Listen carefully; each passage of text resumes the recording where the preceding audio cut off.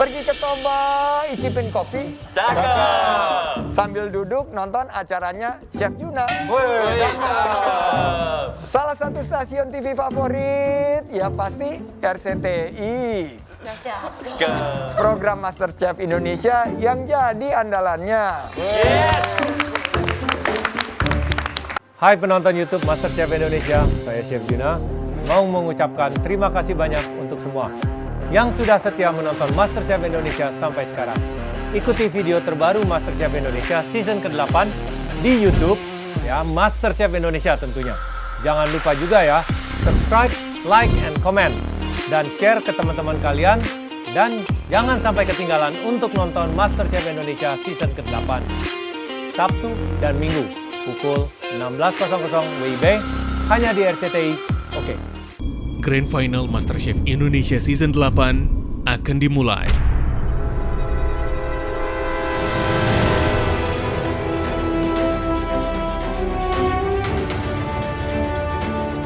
Perjuangan Nadia dan Jesslyn segera berakhir.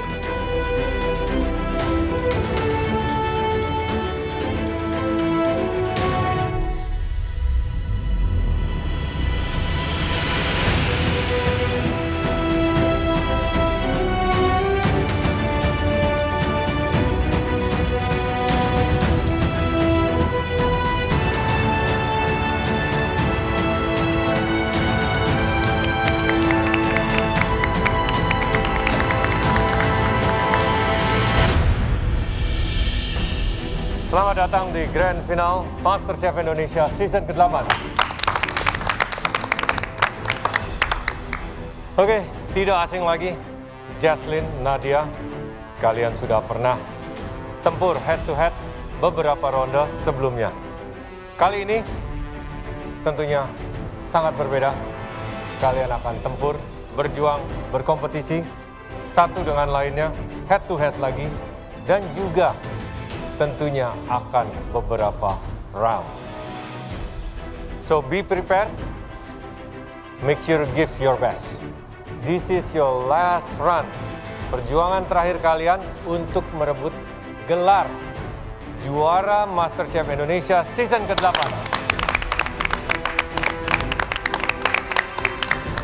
Mengingat pressure test waktu itu bersama Jesslyn head to head, itu benar-benar membuatku deja vu. Aku sangat bangga dengan kita berdua. Aku benar-benar udah kehilangan kata-kata untuk describe seberapa thankfulnya aku untuk kesempatan ini. Aku beneran gak menyangka aku bisa nyampe grand final. Di babak grand final ini, tentunya kalian akan diuji seperti yang saya katakan tadi dalam beberapa ronde. Dan kalian akan kami berikan tantangan, yaitu memasak masakan Nusantara sebagai sumber kekayaan kuliner Indonesia. Dengan memasak masakan Nusantara, itu akan membuktikan kualitas kalian sebagai MasterChef Indonesia. Harus memasak masakan Nusantara di grand final dan beronde-ronde tentunya adalah suatu pressure buat aku. Tapi aku tidak akan mau menyerah dan akan mau terus belajar untuk improve myself kalau aku bisa masak masakan Nusantara. Ya pastinya aku merasa minder karena aku tahu aku nggak gitu profesional di Indonesian cuisine, tapi I try to learn dan I try to understand. Kalian harus bisa benar-benar mengenali cita rasa makanan khas Nusantara, karena setiap daerah itu memiliki ciri khas rasanya masing-masing. Dan ada banyak orang yang traveling, berkunjung ke daerah-daerah tertentu untuk mencicipi cita rasa yang otentik dari daerah tersebut. Nah, bicara soal masakan hidangan Nusantara, jadi keinget di saat sebelum PPKM, saya dan istri dan juga keluarga jalan-jalan ke suatu candi yang sangat besar di dunia dan juga merupakan salah satu warisan budaya dunia, Candi Borobudur. Kalian tahu kan? Yang pasti setelah jalan-jalan melihat Candi Borobudur yang segitu megahnya, yang kepikiran pasti kulinerannya dan pasti kuliner di Jogja. Kalau di Jogja, saya sangat ingat gudegnya. Ciri khasnya tidak bisa diduakan. Nah, kalau Chef Arnold ke Jogja, saya yang dari dulu penikmat laut, sudah lama sekali ingin ke Labuan Bajo. Di sana bisa melihat langsung habitat komodo, salah satu hewan endemi Indonesia, Dan kalau ke sana harus cobain rumpu rampe. Itu ada tumisan buah pepaya muda, ada bunganya, ada daun pepaya, ada daun singkong, ada jantung pisang, itu semuanya ditumis dan dapat harum dan gurih. Itu ciri khasnya yang otentik banget. Masih soal masakan Nusantara, kalian tahu tentunya saya boleh dibilang orang Bali. Di sini saya mau share tentang nasi campur Bali, di mana bumbu basa genep itu merupakan bumbu utama dalam banyak hidangan dari Bali. Ya, perpaduan berbagai macam rempah yang dipakai, gancur, kunyit, lengkuas, pokoknya banyak. Disebut basa genep karena itu sebenarnya kependekan dari megenep. Megenep itu artinya semuanya. Ya, banyak. Tentunya aroma dan cita rasanya ini yang membuat turis ya mancanegara datang ke Bali dan menikmati kuliner di Bali. Memang kita patut bangga karena hanya di Indonesia kita bisa menikmati kuliner berbagai macam ya ragamnya khas dari daerah masing-masing. Kita kaya akan sumber kuliner ya. Ya pastinya aku bangga banget bisa menjadi salah satu warga Indonesia yang mempunyai sangat luas culture-nya in terms of food, in terms of traditions, dan aku sangat bangga.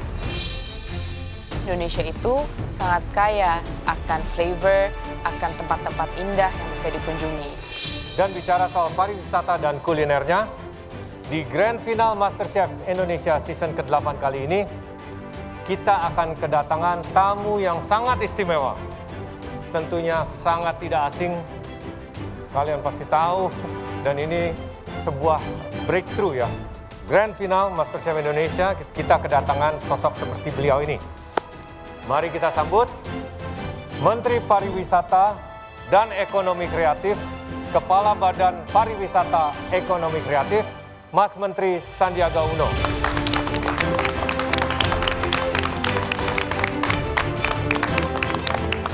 Chef Yuna. Selamat datang Pak Menteri Sandiaga, apa kabar? Terima kasih Chef Arnold. Chef Sehat-sehat. Sehat, alhamdulillah, terima kasih.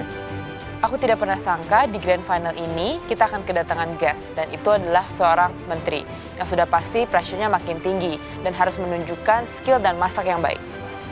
Untuk pertama kalinya di MasterChef Indonesia dari season-season sebelumnya sampai sekarang, akhirnya seorang menteri yang sangat amatlah penting datang ke galeri untuk Grand Final. Halo Jaslyn. Halo. Halo Nadia. Tarik napas supaya nggak tegang. Tarik napas. Jangan tegang, jangan tegang. Jadi seperti yang sudah disampaikan oleh para juri, selain pesona alam Indonesia yang cantik-cantik banget, kita juga memiliki kekayaan rempah yang membuat kuliner kita sangat beragam. Dikenal sebagai Spice Up the World. Yes. Setiap daerah dari Aceh sampai Papua memiliki keunikan dan ciri khas produk kulinernya. Kita beruntung banget nih, selain kostum kita juga asli Indonesia banget, juga kuliner-kuliner kita ini betul-betul memiliki kelas dunia. Betul sekali. Well, ini adalah kehormatan untuk kami dan juga tentunya pada Grand Finalist ini untuk ada kedatangan Pak Menteri Sandiaga di sini. Tepuk tangan dong. Ya. Setelah bintang tamu demi bintang tamu, ini adalah menurut aku bintang tamu yang sangat terhormat, yaitu Bapak Menteri kita sendiri. Dan aku merasa sangat bangga dan terhormat bisa masak depan beliau. Ya pasti rasanya itu sangat campur aduk. Rasa bangga, rasa honored, rasa takut, rasa pressure. Pokoknya aku mau kasih yang terbaik. Nah, mumpung lagi ada Mas Menteri nih, saya mau tanya, ini kan di saat pandemi seperti ini banyak sektor yang goyah ya. Tapi kalau makanan itu kan akan tetap menjadi kebutuhan pokok. Kira-kira ada nggak sih program dari pemerintah yang memang main concern-nya tuh ke kuliner? Ya, kuliner ini merupakan 41% penyumbang dari PDB kita dari sektor ekonomi kreatif. Dan lebih dari 20 juta orang Indonesia yang menggantungkan nafkahnya di sektor ekonomi kreatif. Sebagai informasi, kuliner tentunya sekarang menjadi tumpuan hidup dari begitu banyak orang dan mereka mampu bertahan di tengah pandemi. Dari Kemenparekraf sendiri kita hadir memberikan dukungan bagi para pelaku kuliner, terutama berkaitan dengan permodalan, kita memberikan pelatihan, upskilling, reskilling, dan COVID-19 ini memaksa kita untuk meningkatkan keterampilan kita agar bisa berjualan secara digital, menciptakan konten-konten yang kreatif. Kita punya program-program yang menarik seperti Masamo. Masamo itu artinya masak bersama dengan chef. Kita juga punya program Bedakan, bedah desain kuliner kemasan, dan ada juga warung beli, ada di warung, dan juga ada program beli kreatif lokal dan banyak program-program lainnya.